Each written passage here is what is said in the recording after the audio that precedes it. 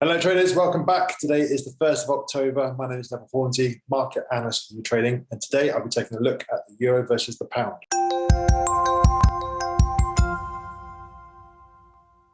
So as always, first thing I want to do is look at the YouTrading.com heat map, and you can see that here we've got the Forex euro sort of mixed across the board, stronger against the US dollar at the moment, weak against the yen and the pound. Looking down to the pound, stronger against the euro, obviously, stronger against the US dollar, and weak against the yen. So if we go to the active trader platform, we look to the left, we've got the British pound versus the US dollar. 61% of the traders on this platform are bullish.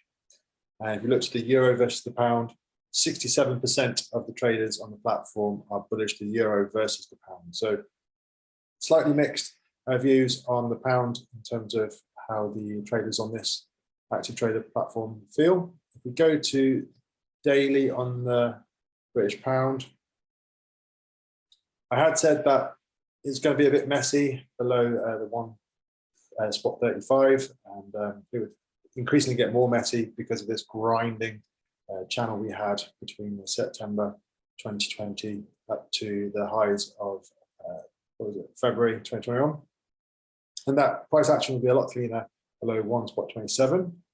I also said yesterday that the British pound versus the US dollar had an opportunity to find resistance at this bounce area here, come back down, find support, and then stair step higher. If we go to smaller time frames, you can see what's actually going on. We've kind of done that. We've made a higher high yesterday, and then bumped into the old support, now resistance from these zones that I marked up, came back down to this old resistance, now acting as support. And if you look to the right, today's action is kind of mirrored pretty much what happened yesterday. So I'm thinking a weaker US dollar. If we go to the US dollar, where is it?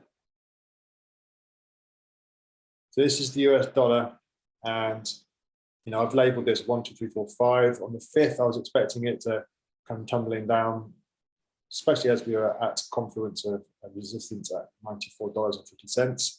So I'm still thinking that could happen, but obviously a lot of that depends on the actual political and monetary policies that come out of the US in the next few days to month. And yeah, price action wise, we're making higher highs, higher lows. So it is a bull trend at the moment.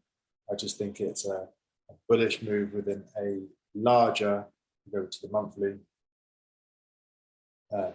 bearish move. So going back to the euro, we swept the double bottom from here. Ideally we'd see the US dollar come down and then the euro pop back up. Unfortunately, the momentum is definitely building to the downside, so that sweep of liquidity might not happen. Might actually get down to this median line with the Andrews pitchfork. 1.15 would be an obvious target. So if we go back to the euro versus the pound, we look left from September the 7th, 2021. Then we've got 22nd of September. They were both strong resistance. You can see price came out and immediately rejected 0.86. Then on the 28th of September, big bullish move higher. So that was good. Broke through that resistance, came back down, tested the resistance, was support. And then if you see this big red candle from the 30th of September and crashing through, and on the 4-hourly chart, we've traced back up to that level, 0.86, reject it again. And it looks like the close of this candle is going to be to the bottom, and then we could get further downside. So this is what I'm thinking at the moment. I'm thinking this is the cleanest chart I can find to trade. It kind of goes along with what I thought about the British pound versus US dollar. Generally, the euro versus the pound is inverse to the pound versus US dollar. If the euro isn't going to capitalize on the US dollar sort of peaking out, then that could, you obviously said, bring the euro versus US dollar down to 1.15. And that will drag the euro versus the pound down too.